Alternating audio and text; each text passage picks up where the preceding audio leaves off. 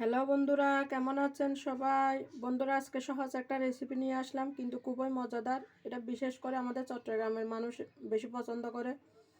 লাউ পাতা দিয়ে ইলিশ শুটকি ভাজি। ইলিশ শুটকির চেয়েও পাতাগুলো খেতে কিন্তু খুবই ভালো লাগে। আমি পাতাগুলো প্রথমে ধুয়ে নিলাম।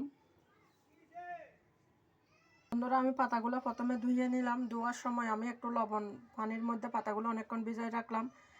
যদি কোনো পোকামাকড় থাকে তাহলে মারা যাবে। পাতাগুলো এরকম করে মেলে নিয়ে বেশ কয়েকটা পাতার উপর একটা একটা করে ইলিশ শুটকি দিয়ে দিলাম। এটা এখন আমি সুন্দর করে বাছ করে দেখেন বন্ধুরা, সবগুলো আমি বাছ করে নিয়ে নিলাম।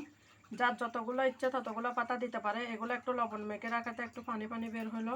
আমি একটু হালকা করে একটু চিপে নিলাম, না হয় তেলের মধ্যে একটু সেন সেন শব্দ করবে। আমি এখন এগুলো ভেজে নিব। বন্ধুরা, কড়াইতে আমি অল্প সরিষার তেল দিয়ে দিলাম। আপনারা চাইলে সয়াবিন তেলও দিতে পারবেন।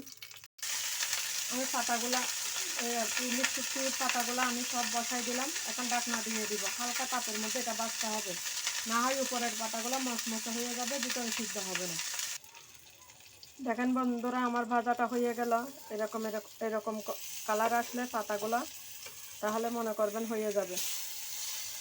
এটা দিয়ে দুপুরে এক থালা ভাত খেতে খুবই ভালো লাগবে। বন্ধুরা, আমার ভিডিওটা ভালো লাগলে একটা লাইক কমেন্ট শেয়ার করে দিবেন। নমস্কার বন্ধুরা।